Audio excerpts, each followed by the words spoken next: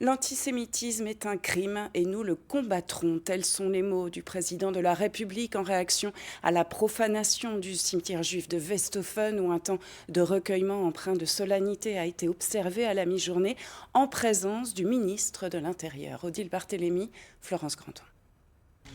Visage fermé et consterné, Christophe Castaner, suivi d'une délégation d'élus et de représentants des différents cultes, a descendu les allées de la partie ancienne du cimetière, là où les 107 tombes ont été profanées par des croix gammées et le nombre 14, signe de la mouvance du suprémacisme blanc. Parmi les stèles taguées, celle de la famille de Jean-Louis Debré, dont les aïeux se sont installés à Westhofen.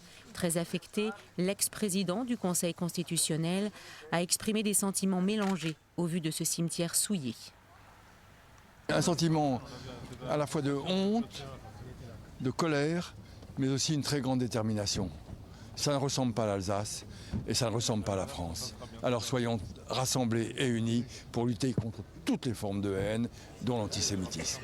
C'est la énième profanation d'un cimetière juif en Alsace en un an. Christophe Castaner s'était aussi déplacé à Quatzenheim en février dernier. Le ministre de l'Intérieur a encore adressé un message de fermeté contre ces actes antisémites. Ici, un nouvel acte d'antisémitisme dans la plus pure des barbaries s'est créé, s'est construit.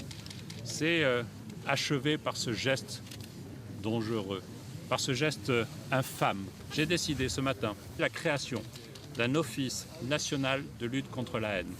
Il sera chargé de coordonner pour la gendarmerie nationale à la fois cette enquête pour que tous les moyens nationaux soient mobilisés, mais aussi l'ensemble des enquêtes pour les actes antisémites, anti-musulmans, anti-chrétiens que nous connaissons sur notre territoire en zone gendarmerie. Au cimetière, les dernières constatations ont été relevées tôt ce matin. L'enquête est en cours. Une cellule spécialisée de la gendarmerie a repris les investigations. Un appel à témoins a été lancé en composant le 17. Invité de ce journal, le grand rabbin de Strasbourg, Harold Abraham Veil. Bonsoir. Merci beaucoup d'avoir accepté notre invitation ce jour qu'on devine pesant pour vous. Quel est votre état d'esprit à vous ce soir, à votre communauté? En colère, résignée? Écoutez, la communauté est en colère, la communauté est très émue, mais la communauté est forte, la communauté est digne et la communauté reste droite.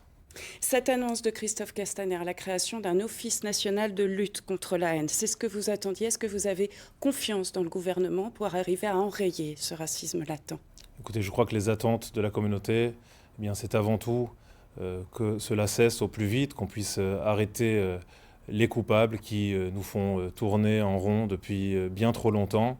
Et effectivement, je crois que nous devons avoir confiance dans le gouvernement qui nous a promis ce matin de renforcer encore les moyens afin d'arrêter le plus rapidement possible les coupables. Sur place dès hier soir, aux côtés du président du consistoire du Bas-Rhin, vous réagissiez disant qu'on veut par là tuer la mémoire des Juifs. Pour vous, c'est ça la motivation de ces profanateurs? Il me semble que c'est leur motivation, mais comme je l'ai rappelé ce matin, on ne tue pas la mémoire et on ne l'efface pas avec de la peinture. Donc la communauté, oui, est blessée par ce qui s'est passé, elle est blessée par tous ces actes à répétition, mais pour autant, elle est là pour rappeler que sa mémoire est présente, qu'elle continuera à être transmise, et surtout que notre présence et notre identité ici, notre attachement à l'Alsace, eh bien, celui-là, il reste extrêmement fort. Et affirmé. Ce cimetière est hautement symbolique dans la commune depuis le XVIe siècle. Il abrite les tombes de familles illustres, dont celle des Debré, on l'a vu. Et si plus aucun juif ne réside aujourd'hui à Westhofen, il a longtemps été un bastion du judaïsme, ce que nous rappellent Françoise Bedin et Philippe de Sampt. Westhofen, près de Saverne, 1660 habitants, une bourgade née il y a près de 1400 ans. Littéralement, la ferme de l'Ouest. Westhofen s'est implantée sur une ancienne villa romaine. Au XIe siècle, donjons et enceintes y sont construits. Bernard Classe est l'historien du village. Donc nous sommes ici, à l'intérieur du Shtetl, au cœur de l'ancien quartier juif. On le reconnaît par la présence sur le montant droit des portes de mezouza. Donc ces petites encoches obliques dans lesquelles se trouvait un petit morceau de parchemin avec les commandements de la maison. À partir du XIVe siècle, les Juifs ont été considérés par les seigneurs de Lichtenberg, Hanau-Lichtenberg, comme un élément incontournable de la vie du village. Ils avaient des activités qui leur étaient propres. Au milieu du XIVe siècle, le village a donc vu l'arrivée de nombreux juifs suite à la peste noire. Tenus pour responsables, ils étaient bannis des villes. Dans le cimetière de Westhofen, Laurence Jost se recueille sur la tombe des Blocs, des tombes qu'elle a fait étudier à ses élèves. Ces communautés jouaient un rôle très important. Elles correspondent aussi au vivre ensemble finalement de l'époque médiévale et de l'époque moderne, où un certain nombre de comtes et autres seigneurs, princes, ont accueilli les communautés juives qui avaient pu être persécutées. Westhofen a donné des personnages illustres à la France et à l'Europe. Les ancêtres de Karl Marx y sont nés, puis la famille de Léon Blum, ancien président du Conseil sous la 4e République, et la famille Debré y est arrivée de Bavière au XVIIIe siècle. C'est le berceau de la famille. Mais la maison est toujours là, mais les souvenirs sont toujours là, mais les racines sont toujours là. Depuis des siècles dans le village, le bien vivre ensemble a toujours été mis en avant, toute religion et tout bord politique confondu. Harold Weil, pour éviter de nouvelles dégradations de ce type, vous en appelez à la vigilance des habitants. Faut-il aller jusqu'à fermer, peut-être, les cimetières israélites ? Sûrement pas. Je pense que ce serait vraiment un très mauvais signal qu'on enverrait à la fois à la communauté, mais à l'ensemble des habitants de notre belle région d'Alsace. Mettre des caméras, on en a beaucoup discuté. Ça serait pour moi une solution assez déplorable, le fait d'avoir à surveiller nos propres morts. Donc je pense qu'il faut trouver d'autres moyens de lutter contre ce fléau. Et parmi ces autres moyens, vous misez sur la jeunesse. Il faut parler, il faut rappeler l'histoire, rappeler la Shoah. C'est le dernier rempart, selon vous ? Il me semble que c'est le dernier rempart. Nous avons vu dans ce reportage l'intervention de Madame Jost Linhart, qui a fait un travail remarquable avec ses élèves. Et j'en étais le témoin la semaine dernière au lycée de Bouxwiller.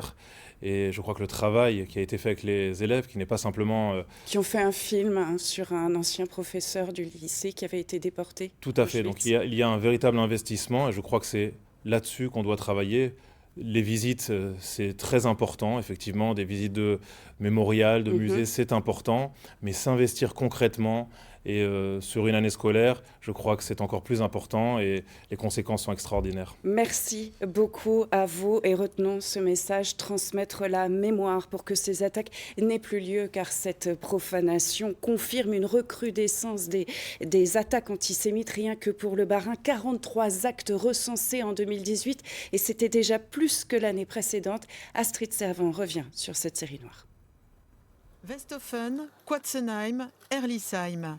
En moins d'un an, c'est la 3e fois qu'un cimetière juif est profané dans le Bas-Rhin. Erlisheim, le 11 décembre dernier, 37 stèles maculées de signes nazis sont découvertes. Le monument à la mémoire des martyrs de la Shoah est lui aussi tagué. 3 mois plus tard, le 19 février, des croix gammées bleues et jaunes défigurent le portail et les 96 tombes du vieux cimetière juif de Quatzenheim, alors que ce même jour, plusieurs rassemblements contre l'antisémitisme avaient lieu partout en France. Et c'est sans compter la multiplication des tags antisémites sur les murs des mairies, Talmarmoutier, Diefenbach-les-Wörth, Heiligenberg, Momenheim ou encore Strasbourg. 2019, année décidément bien noire, qui serait presque sur le point d'estomper le souvenir de l'un des actes antisémites les plus marquants de ces dernières années, le saccage de près de 300 pierres tombales à Sarre-Union en février 2015.